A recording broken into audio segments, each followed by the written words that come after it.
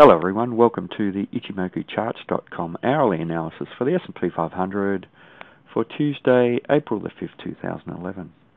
Well, the market continued the trend to the upside in the first hour of trading, not on a terribly bullish candle, but it was a candle where the bulls did close in control. The next 2 hours of trading were quite significant for this market and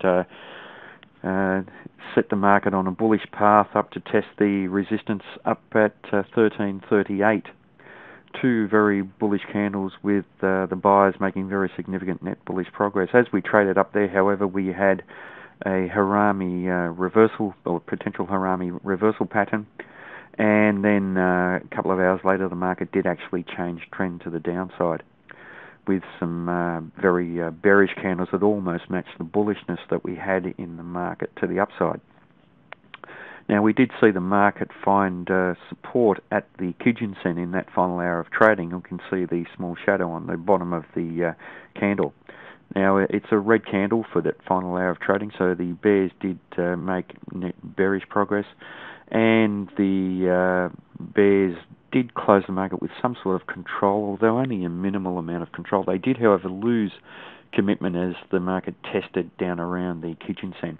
Now, that Kijun-sen had turned flat and the price action was attracted back towards it, and that's what happens quite often when the Kijun-sen turns flat. To the downside, we have this strong area of support that we highlighted previously at 1329 that will test this market if we do continue to the downside. It is a decent area of potential support. We've tested it on a few occasions, and here it was previously a resistance, and then we break out to the upside, but should be quite a very strong area for this market, and an important area if the trend does continue down. By the same token, this 1338 level roughly is very important, and it's been tested on 2 occasions, so that will be important for the market. Just looking at this pattern that's developed over the last few trading days, we have a potential double top pattern, and that's where we have a prior trend. Essential to any patterns are an established trend, and here we have the uptrend and a significant uptrend.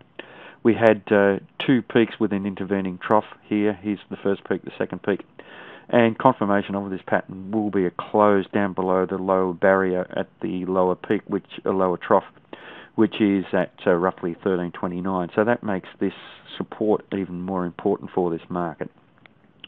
Now, if there is a breakout to the downside, and I do like to see the breakouts, and by the way, we do need a close down below there for confirmation, not just a breakout in the market, test back up and close back up within the pattern, but a close, and I like to see a bearish close for a downside breakout as well. The target will be the distance between the highest peak and the lowest trough in this pattern projected down from the breakout. So roughly we've got roughly about 10 points, so there is potential for the market to trade down to about 1319, 1320 down around here.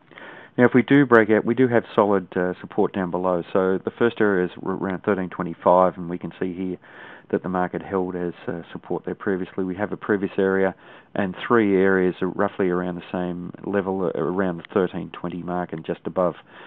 We also have the cloud, and we have a very thick cloud through this region too, and that starts at about 1324 and extends all the way down to 1308. So a very, very strong support down below.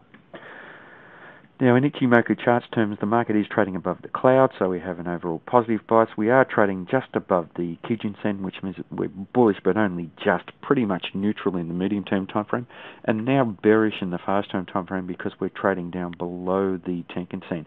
So we're getting some mixed signals with our Ichimoku indicators, and the main one, however, is that we're still trading above the cloud, so we have that overall positive bias, and there could be buying opportunities here in this market, especially if the market breaks out up above this 1338 level. So for the next day's trading, we do need to watch this 1329 region, very important for this market, but certainly up around 1338 for any potential breakout to the upside.